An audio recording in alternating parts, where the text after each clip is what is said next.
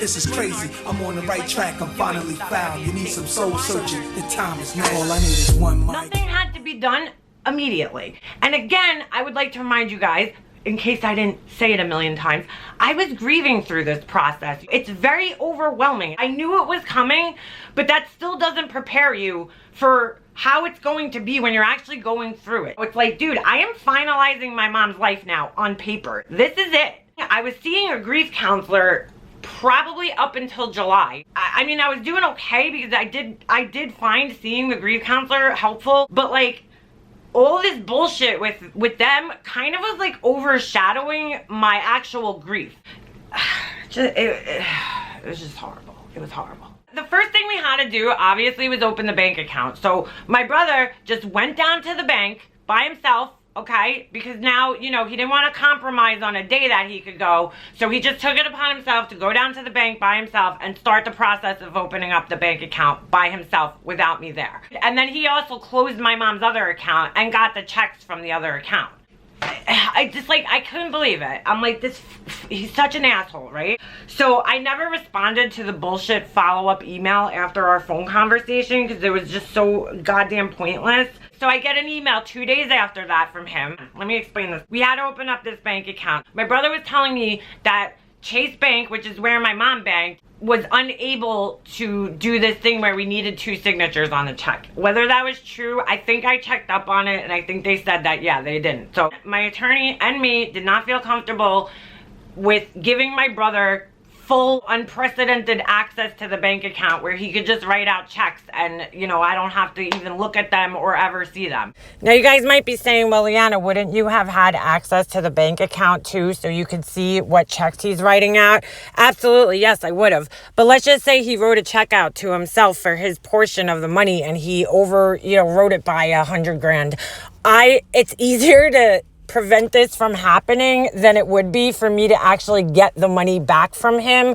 Like, I would have to go through court and it would be crazy, believe it or not. So it would cost me more money to get the money back. And so it was better to just take preventative measures instead of allowing it to happen and then having to clean up the mess afterwards, if that makes sense. You know, so we ended up, my attorney was friends with this bank manager down at this like small bank called BNB. You know, so they had the kind of checks that we needed so that we could work in tandem, whatever they said. They had the checks that would require both signatures.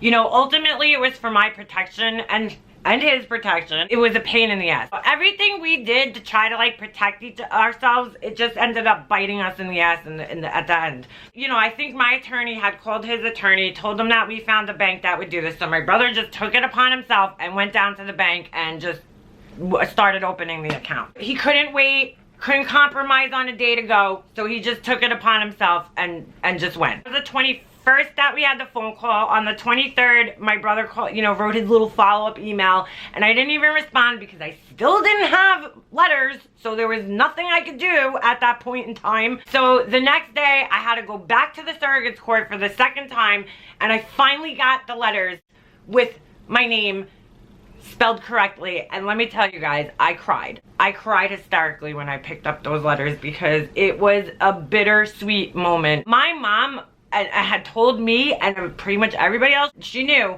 that she wanted me to take care of her estate. I had to fight for 8 months to be able to do that, and I finally got it, and it just felt surreal. It was like, oh my god, I can't believe I actually got to this point. There was a lot of things that I knew that my mom wanted in a certain way that she wanted things done. Like, my mom told me that she would be mortified if strangers went through her house. Not that she had anything, but it's just like, her humility still mattered to me. I just couldn't believe I finally had gotten my letters. So from there, my brother went to the bank, started the process of opening the bank, filled out all the paperwork that he needed to fill out. Like, they always wanted to be first to do everything so that, like, I'm sure they went in there and talked shit about me because, like, every time I would go somewhere, like, the people were weird towards me and I didn't know why. Who knows what they said to people about me. So they went down to the bank first. My brother filled out all his paperwork, and then I had to go now and follow up and finish up my paperwork. So he emails me now, August 24th, at 2:35 while he's at his demanding job. Remember he said that in the phone call? Unfortunately, I have a demanding job right now. Yeah, okay, but he had time to email me and write these really long emails at his demanding job, right? So he writes, I've gone to B&B and signed what I need to sign in order to open the estate account. I've also provided an original death certificate. The only things that they need now is to open the account are the original corrected letters testamentary and your information and signature. Please to provide the corrected letters when you go to the bank.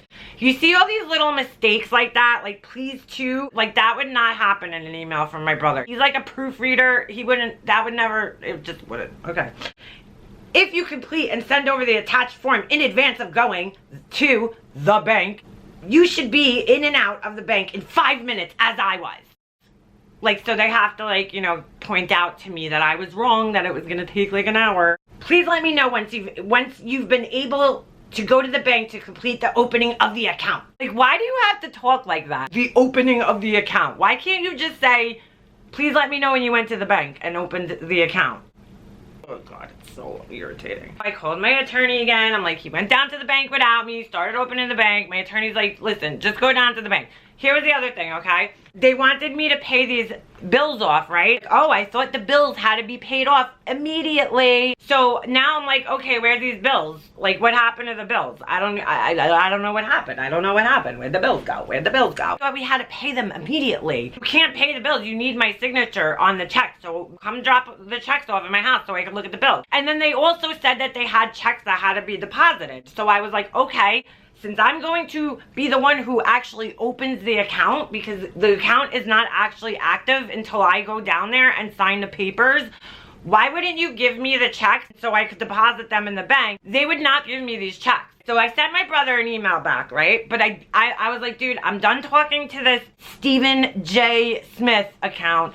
I'm just gonna send it to his regular email account, the email account that I've known him to use for the last God knows how many years.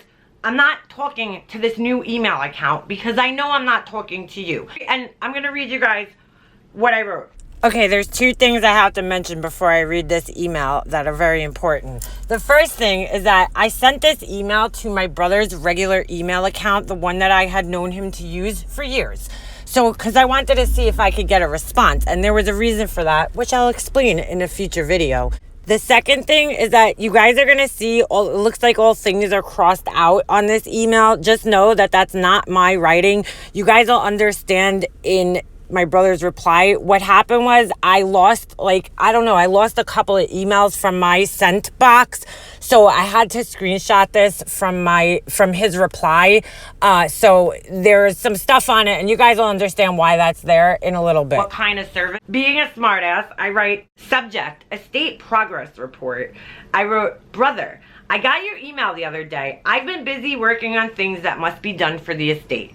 And then I did the bullet points right back at you. So I wrote, first bullet point, I went to Fidelity today and began the process of opening an estate account. You need to go there and provide them with your social security number and signature. Thank you for bullet point number 2. Thank you for ordering mommy's health records, but that isn't necessary. I already have the proper documentation needed in order to file her cancer insurance claim. I needed to get these like specific type of breakdown of what my mom got in the hospital, like what kind of services. Satan, and again, I told them I was going to handle this Aflac claim, okay? I had done the one in August for my mom, so I was like, I'll handle it, I'll handle this one too because I already know what needs to be done, right? So I had to order these specific things, which I didn't do. I mean, because I can't do everything all at once. And again, I had just gotten my papers now. I had them for only 24 hours at this point in time, okay? But she kept inserting herself into this, which is psychotic. I spoke with another one of her investment accounts, I said, and I provided my information for her to send me documents, okay? Another bullet point. We will need to speak about consolidating all accounts into one where both signatures are required for any transactions. They were trying to get me to open some type of bank account where they would have access to checks, and I wasn't doing it. My mom's investments, we were just gonna close them out and just, get checks so we could put them in the one estate account. My attorney's like, you don't need 3 accounts. They always want you to keep the money with them, so they're gonna make you open an account up and you can then take the money out. And my attorney's like, we're not doing that because that will, again, give your brother access to the money without your approval. So we're not doing that. So I let him know right there. All right. I said, as per my attorney's advice, I opened a P.O. box and had mommy's mail forwarded to it. You could have a key. I listed you as someone who could also access the box if need be. Okay? Next bullet point. I spoke to Honda about the $9,000 check that was delivered to Mr. Bad's office, my brother's attorney, where your attorney's old office was prior to the decision in his federal case. Had to add that one in. Whomever supplied a letter to the car loan holder, to Honda, that your attorney was representing the estate way back when I filed my objection, they need to call them and tell them that there is another attorney, an executor, whom is allowed to retain info for the estate. They had ended up auctioning my mom's car off for $15,000. It was like $14,000 and change. She owed $5,000, so they took the $5,000, and then I think there was about $9,000 or whatever left over. And I called Honda and was told that they couldn't talk to me because my brother's attorney had a call, and I'm like, he's not the only attorney, so he needs to now call them up so we could get the information, right? So they ended up mailing the check out to my brother's attorney's office that didn't exist anymore. So now there's a $9,000 check somewhere where we don't know where it is. Next bullet point. I said, as per our conversation 8/22, I have started to clear out and clean the house. I will provide you with a list of any items I have removed. Please provide me with yours too. If you go there, please do not remove any more packing and or cleaning supplies. At this point, I know my brother said, oh, I won't take anything without giving you the chance to object. Well, guess what? That didn't happen. He went to the house next day and started taking shit. So I go to the house, and I'll get more into this, but I started to clean up, and I realized that they took my mom's leftover toilet paper. Weird. Satan. Weird, you cheap bitch. And they took some of her cleaning stuff, and I'm like, why is this girl taking all my mom's cleaning supplies? They told me I could clean the house, and then they take the cleaning supplies. That's what kind of assholes they are. It's like, we're gonna ask you or tell you to do something, and then we're gonna sabotage you so that you actually can't do it. Back to the email. I said, I have contacted 2 home appraisers as you previously requested. I do not think it's necessary to pay for 4 separate appraisals, as 2 is more than enough. I also contacted an agent and real estate attorney. My attorney strongly advised against selling the house privately, as it is not in the best interest of the estate.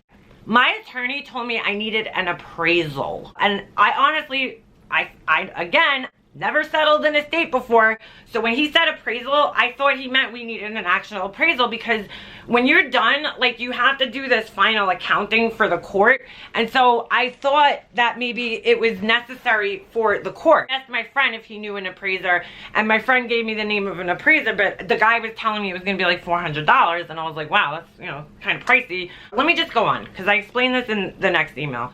All right, so I said, I have contacted various family members about giving Nana mommy's bed if you are still on with that. I have pickup and delivery arranged for when the time comes. Alright, I don't know if I explained this to you guys. Way back, the first day of my mom's week when we went back to the house in between the viewings, right? I asked my grandmother if she wanted the bed. My brother wrote to me that I can't be just giving things away, like as if he even wanted my mom's bed or as if it was worth anything. Well, he told my husband everything has a price. Really, dude? Everything has a price? How much money do you really think you're gonna get for a used bed? So anyway, after my objection, but before my aunts agreed to resign, my grandmother's bed broke. She was sleeping on the same bed for like 20 years. So my mom's youngest sister called me up and asked me if, you know, we could take the bed. So she emailed my brother, and then she emailed me, and she's like, you know, Nana's bed broke. She explained the whole situation before we go out and buy a new one.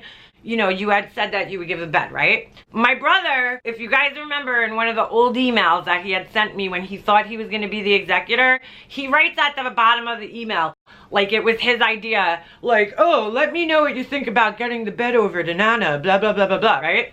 Like as if it was his idea. Wasn't his idea. We all know that. So during this time frame now where I had entered my objection and they're trying to bully me into dropping it, my grandmother's bed breaks, my aunt writes to my brother, and look at this motherfucker. Back to her. Okay, my bad. I thought this was sent in an email, but it was actually said verbally. So you guys are just going to have to take my word for this. But I think I've proven myself to be pretty credible at this point. My brother told my aunt that since Leanna is holding everything up in court, I cannot give my permission to give the bed away to my grandmother. This was just complete BS, and he knew it. So he was refusing to give my grandmother her bed. He was basically holding my grandmother hostage, letting my grandmother, my Nana, sleep on a broken bed. There's something wrong with you. They wouldn't let my Nana have the bed. So my Nana slept on a broken bed April, May, June, July. We're now in August. For 5 months, my grandmother slept on a broken bed because my brother's an asshole. So my brother, AKA Satan, held the bed hostage until I dropped my objection. I mean, how could you sleep at night knowing that this 91-year-old woman is sleeping on a broken bed and could have a new bed, but you're holding it up over some BS that has nothing to do with her? You are a sick bitch, Satan. And I also want to add here that my family, the ones who use Nana to manipulate everybody, they're like, oh, but what about Nana's feelings? Well, what about Nana sleeping on a broken bed? Why the fuck are you guys rooting this asshole on all the time on her Facebook page? Oh, have a wonderful day. You look so beautiful. You fucking assholes. She's the reason Nana was sleeping on a broken bed. Just saying. Anyway, next bullet point. Just for your records, I got in touch with the human resources person regarding mommy's 401k, her profit sharing, and group life insurance. As you are, I'm waiting for his reply, okay? Then I write, again, I went to Chase and got a printout of statements for all 4 of her accounts. I didn't think he closed the accounts. Okay, so I said I paid the outstanding balance for her landscaping. I fronted that money out of my pocket, okay? I am in touch with General Utilities regarding her outstanding balance with them. I will be paying part of the PSEG bill since there hasn't been a payment since June, and I would rather not see the electric get turned off.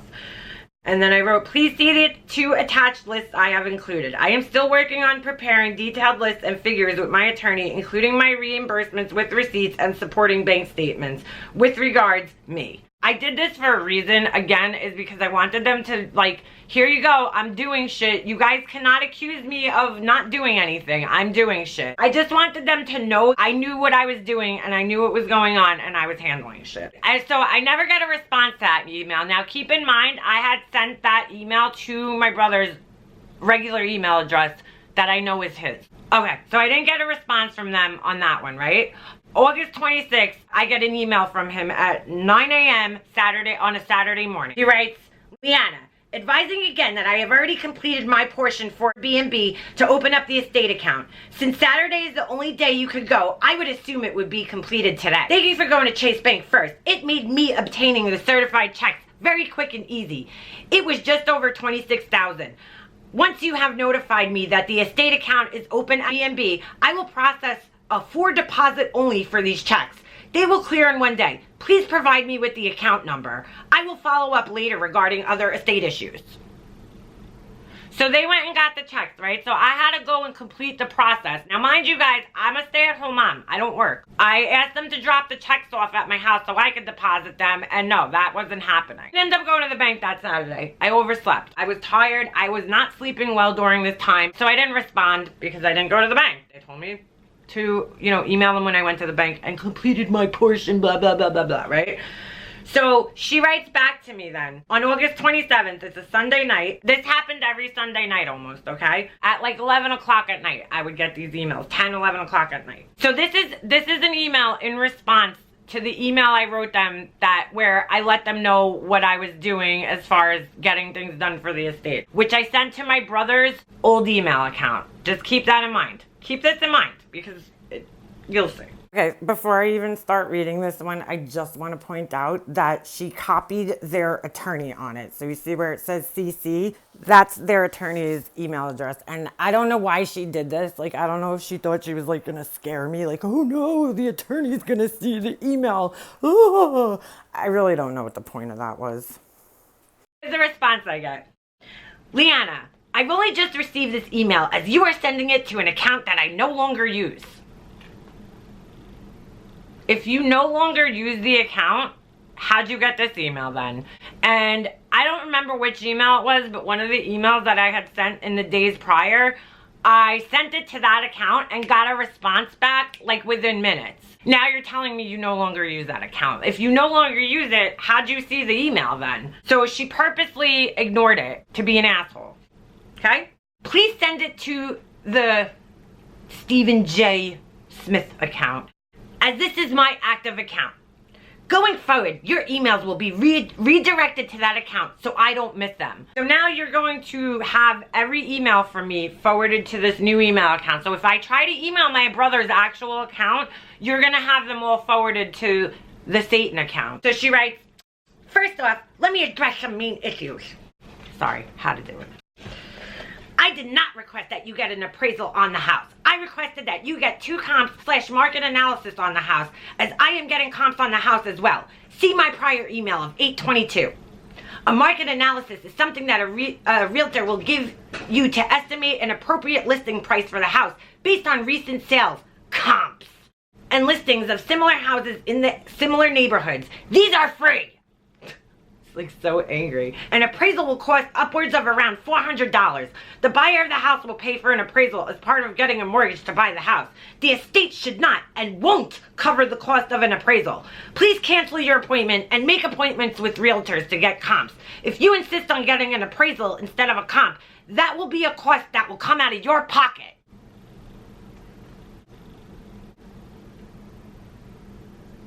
You, Satan. My attorney said, appraisal. You don't have to be a bitch about it. Why can't you just write back, I don't think we need to pay for an appraisal. That's all. That's all you had to write. You didn't have to add that whole, going forward, you won't be reimbursed, blah, blah, blah. You know how I didn't go over there and just blow her brains out. I really don't. I don't. I wonder to myself sometimes, okay? Okay. All right, so here's her next bullet point. As per your email, you are stating that you refuse, and like she had to highlight it, to proceed to open an estate account unless I drop off checks at your house. That is completely unacceptable. Please consult with your attorney immediately. No, you don't talk to me like that. I'm not your dog, and I'm not your child. You don't tell me immediately. You, bitch. All right, you guys ready for this? This is the first of many, okay? If you refuse to conduct estate business in a timely manner, we will leave it up to the court to decide. There is no need to have those checks in your possession prior to opening an estate account. Now, these people are telling me, oh, we need to do this immediately and pay off things immediately. I'm the one who's going to complete the process of opening the bank account, but they do not want to give me checks to deposit in the bank. They're refusing to give them to me. I should be able to see these checks. I didn't see anything. But you're going to make like I'm wrong as a co-executor asking to see the checks. I have every right in the world, just to let you guys know. If you refuse to conduct estate business in a timely manner, we will leave it up to the court to decide. I was threatened with this constantly. And I want you guys to keep in mind that she copied her attorney on this, you know, so the attorney is seeing that she's like basically threatening me. And this is the first of many threats I've received. You guys will see as time goes on that not only was I threatened, but other people were threatened. And this is how narcissists like Satan get their way. There's no need to have those checks in your possession prior to opening an estate account. When you plan on going to B&B, please advise of what date and time. I will bring signed checks to the teller at that point. Once again, if you continue to refuse to conduct estate business timely, I will request it be taken out of your hands. An estate account is of the utmost importance at this time. Okay? You guys see, this just got worse from this point out. Now, and you guys tell me, did I deserve this? Do you guys feel like the emails that I wrote to them deserved this kind of response? Did I deserve to be talked to like this? No. This is how a psychotic narcissist talks to other people who are grieving the loss of their mother. Here's the next bullet point. Okay? I have already contacted 2 real estate agents, which both suggest listing at $349,000, one of which offered a reduced commission of 3% instead of the standard 4%. Please be advised that any delay on your part would also be considered refusal or delay of estate business. The house needs to be listed ASAP. It does not need to be emptied first. Please remember that this is in the best interest of the estate. My attorney wholeheartedly agreed with me that we should empty the house before listing it. Thanks. Pay attention to this because this is going to change. Everything changed because this girl just loves to argue, and it's called moving the goalposts. This is what narcissists do. It's a very common tactic. They will set the goalpost, and as soon as you go in the goalpost, they move them. And she did this constantly. So pay attention to this. If you would like to use your choice of attorney and my choice of agent, that would be a fair compromise. Consult with your attorney. Then, like a third grade teacher, please see my comments below in red. So she went through my email like a teacher with a highlighter and a red pen and wrote back to all my little bullet points. She got pissed. This pissed her off that I was actually doing stuff for the estate. For my mother's estate, this got her angry. So I wrote that I went to start opening, the process of getting money out of one of the investment accounts. And as you guys could see, she wrote back in red under like each point that I make. So this was the part that was crossed out on the previous email that I read you guys. I will go to the Fidelity by my office to complete my portion. I said, thank you for getting mommy's health records, but that isn't necessary. I already have the proper documentation needed in order to file her AFLAC claim. Teacher Satan over here writes, I have 6 letters from AFLAC for rejected claims. Please let me know how I can assist so that the claims aren't rejected. So she's saying she had 6 letters. First of all, why are you getting the letters? You shouldn't be getting the letters. Why do you have those rejection letters that were sent back in August? And once again, that was August of 2016 while my mom was still alive. And I had already explained this to her and she knew that. But she was just being a condescending asshole because that's what she is. Okay? I've also spoken to the lady, whatever, at the other investment account. I'll do the same. Okay, fine. We will need to speak about consolidating all accounts into one where both signatures are required for any transactions. No discussion necessary. That is what the estate account at B&B will be. Okay, ready for this one? So I tell him that I opened up the P.O. box and had my mom's mail forwarded. So she goes, what is the P.O. box number? Where is it located? And please mail my key to, and gives me their address. You live 5 minutes away from me. I have to go to the post office, pay for postage to mail you a key when I could just drive by your house and like leave it somewhere. I have to mail you a key because you're an asshole and you're an immature little bitch who can't just let me and my brother talk. This was so ridiculous. Then I asked about the Honda check, right? I've already spoken to my attorney about this. He does not have the check, but he is contacting Honda to advise them to speak with us. Well, no shit, he doesn't have the check because his office is abandoned and his mail probably isn't going there anymore. I realized that I left this one out, so I just told her that I have started to remove items and I will give her a list when I remove mine. Please don't remove any packing supplies. And so she writes back to me, as I have already stated, the house does not need to be cleaned out to list it. People do not pack their whole house prior to even listing it. They start when contracts are signed. It's like, oh, okay, Satan, you're the professional. You know how everybody does everything, right? Asshole. I said that I contacted the appraisers, and again, I had to get another paragraph about that. I did not request that you contact appraisers. I requested that you get 2 comps from realtors. Comps are free. Appraisals are not. Do not get any appraisals, as the estate should not and will not cover this cost. Please see above. Because you didn't get it through in the first time you said it, so you had to redo it.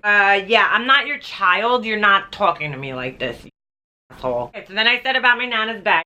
I am okay with this. Please let me know if there will be a charge to the estate for delivery. I can't. Alright, this is very, very important, okay? Listen to this one, okay? I had said that I was talking to the guy at my mom's job about her 401k and blah, blah, blah, blah, blah, okay? So this is what I get back. Noted. And her group life policy was used to pay for the funeral, okay? It was whatever, Boston Insurance, blah, blah, blah, blah, blah, okay? She has additional life insurance aside from her job. Now, if you guys remember, going back to the day my mom died, that they forced me to go to the funeral home, yeah, that day. They told me that all her insurance policies had expired except one. All of a sudden, there's an additional life insurance policy. Keep this life insurance thing in mind because it's going to be very important. I went to Chase and got printout statements. I already had them. Ooh. I paid the outstanding balance for the whatever. Noted. Please provide a receipt and/or copy of the cash check for reimbursement. Noted. This girl is so cringy, it's not even funny the way she talks. You don't have to tell me that. I know that I have to keep receipts and shit. Thank you, mommy. And then I said that I'm in touch with the, general utilities, whatever. Noted. And please provide a receipt and/or copy of the cash check for reimbursement. So she had to write that again and tell me like I'm a child. I said I'd be paying part of the PSEG bill, the electric bill, okay? So this is what she writes back. When is the last day to make payment before the electricity is shut off? I suggest simply paying this off in full once the estate account has been opened. I didn't know, so I just said, you know what? I'll pay it. I'm gonna get the money back. It doesn't matter. Why do you need to argue with this? Like, I'm telling you I'm paying a bill. Shut the fuck up and just let me pay the bill. You don't have to argue. Anything she could argue about. So I said, please see the 2 attached lists I have included. I am working on preparing detailed lists of figures with my attorney, including reimbursement with receipts and supporting bank statements, okay? So she writes back, please provide your list at your earliest convenience. Please have your attorney review the list that I've provided several times, as I will be seeking reimbursement on those items. And then like stars, 3 stars. I have attached a more complete list as your list was incomplete. Your asset is also incomplete. Take note again, as she has an additional life insurance policy. Keep note of this. Yeah, no. This isn't gonna work. Nope, not gonna work. I am not going to be talked to like I'm somebody's child. It's not happening. Not happening, bitch, okay? I'm gonna end this one here and I'm gonna come back in the next one.